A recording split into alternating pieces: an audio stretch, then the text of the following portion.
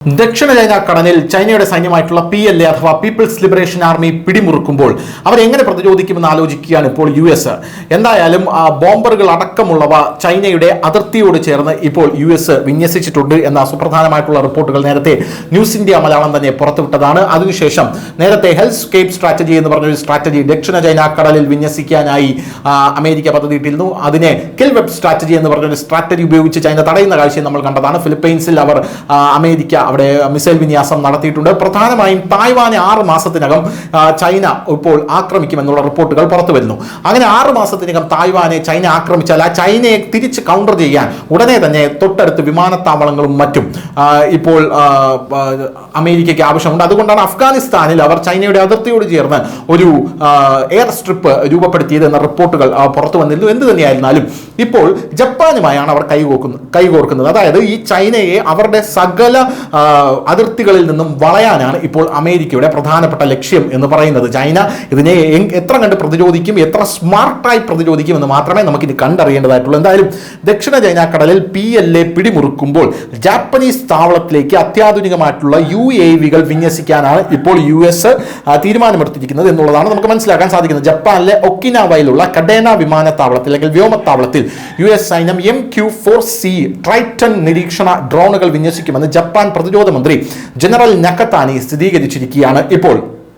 എന്തായാലും നക്കത്താനി മാധ്യമങ്ങളോട് പറഞ്ഞത് എന്താണെന്ന് ചോദിച്ചാൽ നമ്മുടെ രാജ്യത്തെ ചുറ്റിപ്പറ്റിയുള്ള സുരക്ഷാ അന്തരീക്ഷം കൂടുതൽ വഷളായിക്കൊണ്ടിരിക്കുകയാണെന്നാണ് അദ്ദേഹം മാധ്യമപ്രവർത്തകരോട് പറഞ്ഞത്. US ജപ്പാൻ സഖ്യത്തിന്റെ ഇന്റലിജൻസ് നിരീക്ഷണം രഹസ്യാന്വേഷണ കഴിവുകൾ ശക്തിപ്പെടുത്തുന്നതിനാണ് ഈ നീക്കം പ്രധാനമായും ലക്ഷ്യമിടുന്നത് എന്നാണ് അദ്ദേഹം പറഞ്ഞിരിക്കുന്നത്.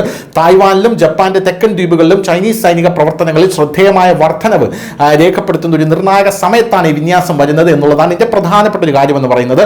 നോർത്രോപ്പ് ഗ്രൂമർ നിർമ്മിച്ച MQ-4C ട്രൈറ്റൺ ഉയർന്ന ഉയരത്തിലും ദീർഘദൂര ദൗത്യങ്ങൾക്കുമായി പ്രത്യേകം രൂപകൽപ്പന ചെയ്ത ഒരു ആളില്ല ആകാശ വിമാനമാണ് ഇതാണ് അമേരിക്ക അവിടെ വിന്യസിക്കാനായി പോകുന്നത്.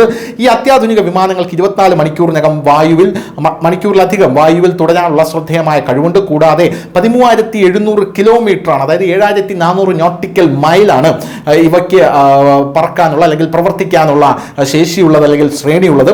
ഈ ട്രൈറ്റൺ ഡ്രോണുകളിൽ പലതും ഏകദേശം 54,000 ഉദ്യോഗസ്ഥരെ പിന്തുണയ്ക്കുന്ന ഒരു പ്രധാന US സൈനിക കേന്ദ്രമായ കഡേന എയർബേസിൽ സ്ഥിരമായി സ്ഥാപിക്കുമെന്ന റിപ്പോർട്ടുകൾ പുറത്തുവരുന്നു. കിഴക്കൻ ചൈന കടലിലും തായ്വാന് ചുറ്റുമുള്ള സെൻസിറ്റീവ് പ്രദേശങ്ങൾ ഉൾപ്പെടെയുള്ള നിർണായക സമുദ്ര മേഖലകളുടെ തുടർച്ചയായ നിരീക്ഷണം ഇവയുടെ പ്രധാന ദൗത്യമായിരിക്കും എന്നുള്ളതാണ് നമുക്ക് മനസ്സിലാക്കാൻ സാധിക്കുന്നത്. അതായത് തായ്വാനെ നിരീക്ഷിക്കാനും തായ്വാന് ചുറ്റുമുള്ള രാജ്യങ്ങളെ നിരീക്ഷിക്കാനുമാണ് ഈ ഡ്രോണുകൾ ഉപയോഗിക്കുന്നത്. 2024 മെയ് മുതൽ ഒക്ടോബർ വരെ കഡേന എയർബേസിൽ നിന്ന് 2 ട്രൈറ്റൺ ഡ്രോണുകൾ പ്രവർത്തിച്ചിരിക്കുന്ന ഒരു താൽക്കാലിക ദൗത്യത്തെ അടിസ്ഥാനമാക്കിയാണ് വരാനിരിക്കുന്ന ഈ വിന്യാസം എന്നുള്ള റിപ്പോർട്ടുകളും പുറത്തു വരുന്നു. സമുദ്ര പെട്രോളിംഗ്, സിഗ്നലുകൾ, രഹസ്യാന്വേഷണ ശേഖരം, തിരച്ചിൽ, രക്ഷാപ്രവർത്തനങ്ങൾ എന്നിവയുൾപ്പെടെ വിവിധ നിർണായക ദൗത്യങ്ങളിൽ ഈ വൈവിധ്യമാർന്ന ഡ്രോണുകൾ ഉപയോഗിക്കുന്നുണ്ട്. ഇതിന്റെ അസാധാരണമായ സഹിഷ്ണുത വിശാലമായ സമുദ്രമേഖലകളെ നിരന്തരം നിരീക്ഷിക്കാൻ അനുവദിക്കുന്നു.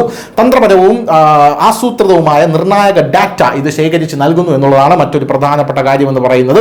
17,000 മീറ്ററിൽ കൂടുതൽ, അതായത് 55,000 അടിയിൽ കൂടുതൽ ഉയരത്തിൽ ഇത് പ്രവർത്തിക്കുമ്പോൾ വിസ്തൃതമായ സമുദ്രമേഖലകൾ നിരീക്ഷിക്കുന്നതിനും സാധ്യതയുള്ള മിക്ക ഭീഷണികളും ഒപ്പിയെടുത്ത് കൃത്യമായി കേന്ദ്രങ്ങളിലേക്ക് എത്തിക്കുന്നതിലും ഈ ഡ്രോണ് വളരെയധികം മികവ് പുലർത്തുന്നു എന്നുള്ളതുകൊണ്ടാണ് ഇത് അവിടെ വിന്യസിക്കാൻ ഇപ്പോൾ അമേരിക്ക ഒരുങ്ങിയിരിക്കുന്നത് എന്നുള്ള റിപ്പോർട്ടുകളാണ് പുറത്തു വരുന്നത്. News desk news India Malayalam.